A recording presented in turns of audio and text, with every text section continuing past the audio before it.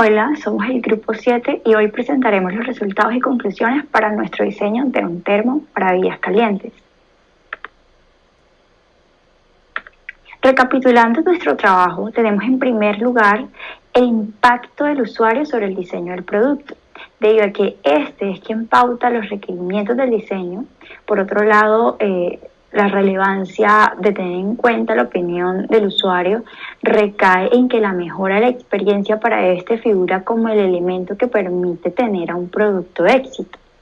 Así, para el propósito de diseñar el mejor termo para bebidas calientes, se procede a evaluar la problemática desde la perspectiva de los fenómenos de transporte. En primer lugar, se tiene en cuenta la conductividad térmica, que es importante, puesto que esto nos permitirá definir los materiales para nuestro termo, teniendo en cuenta que esta hace referencia a la capacidad de transferir calor que poseen los distintos materiales que podemos encontrar en la naturaleza.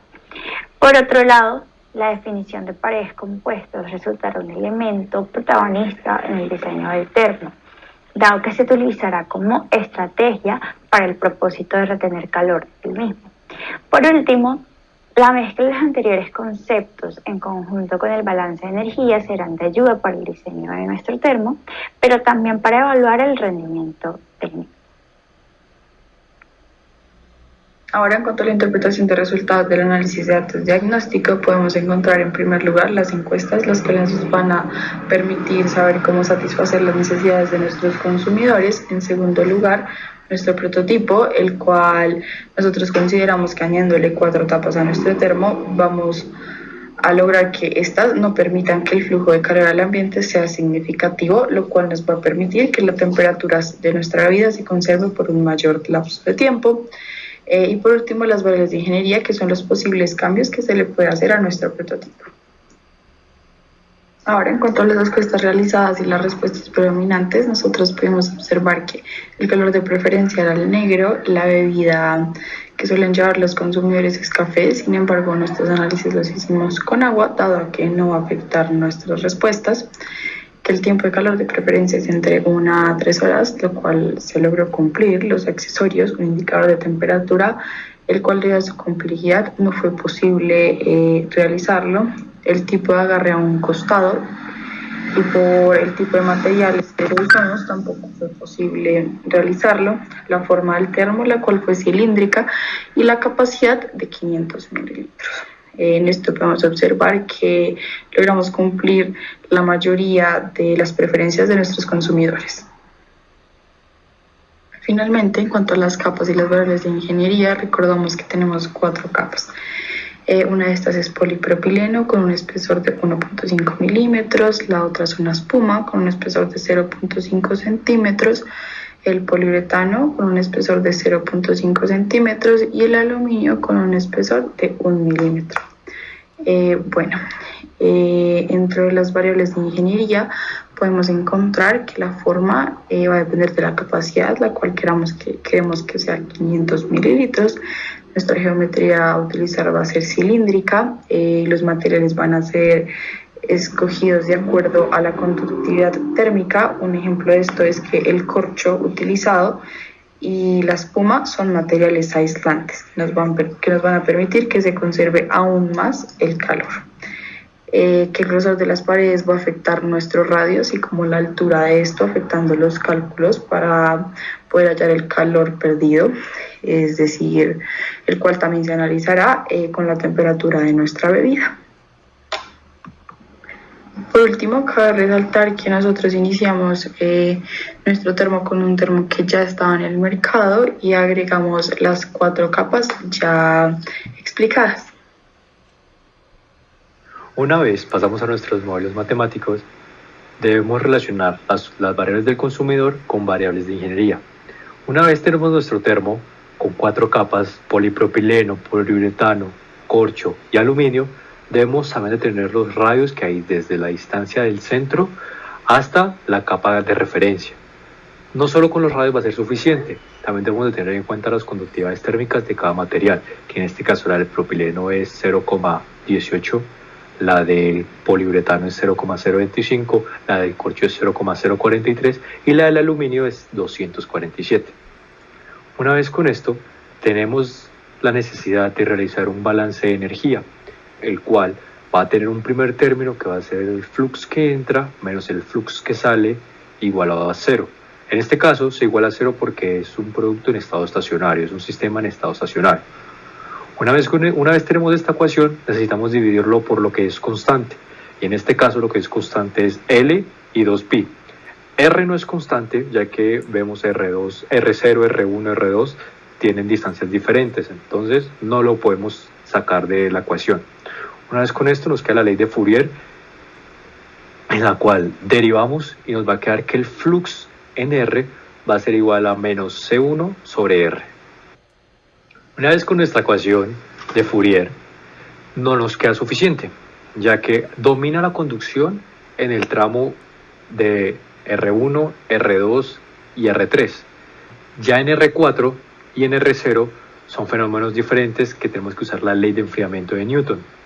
Como lo vemos, que está Q igual al coeficiente convectivo de transferencia de calor por una temperatura A menos T1.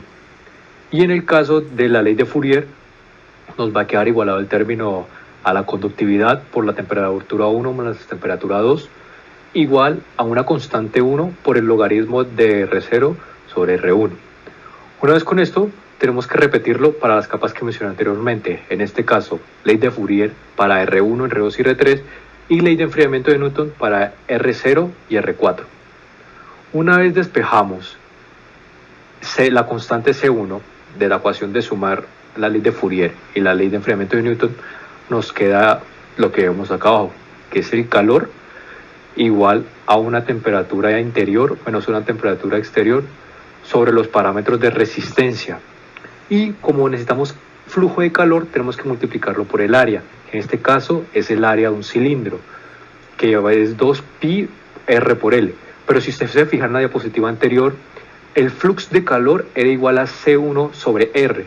Y como necesitamos evaluarlo, el calor que sale, ese R se cancela con el del área. Y obtenemos la fórmula de calor. En cuanto a la metodología, primeramente se realizó el diagnóstico del mercado según las necesidades del público objetivo. Luego se interpretaron los resultados con relación al componente teórico, en el caso de estudio, y se propuso un prototipo de baja resolución. Con el prototipo hecho, tras revisar cautelosamente el reglamento de laboratorios y los cuidados necesarios, se evalúa el rendimiento del prototipo calentando el agua hasta 60 grados Celsius con un agitador con el fin de no derramar agua porque se pueden generar burbujas de vapor.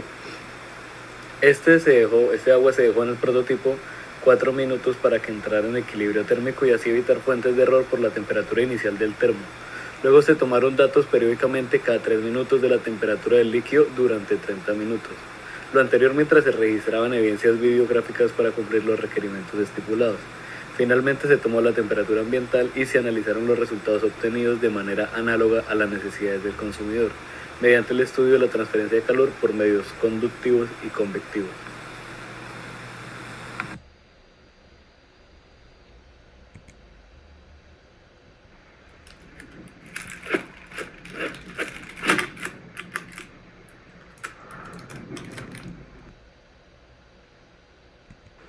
Con los datos obtenidos en el laboratorio se realizaron estas gráficas. En la primera observamos el comportamiento de la temperatura a través del tiempo. Se observa que la temperatura va disminuyendo conforme pasan los minutos. En total hay una disminución aproximadamente de 7 grados Celsius en los 30 minutos que se realizó el experimento. Para analizar mejor esta variable, se realizó una regresión lineal en la que se obtuvo la ecuación que se muestra en pantalla. Si reemplazamos el tiempo de 2 horas en esa ecuación, la temperatura nos da aproximadamente 30 grados. Es un intervalo de tiempo que estaba dentro de la necesidad del consumidor. Y a pesar de que la temperatura no es muy elevada, es mucho mayor a la temperatura ambiente. Por otro lado, también se graficó el calor versus el tiempo, que también se observa una disminución en esta variable. Y este se calculó con ayuda del balance de energía previamente mostrado.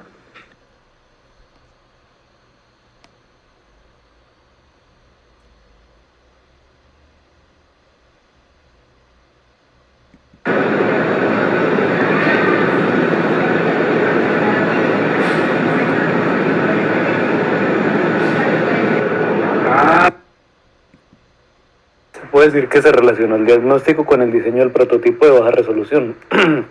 Se observó que las características de valor agregado, como el indicador de temperatura, llamó la atención de los clientes potenciales. Y si bien sido que el lapso de tiempo estudiado, el flujo de calor es adecuado y la disminución de temperatura cumple con lo propuesto para 2 horas, es decir, 120 minutos.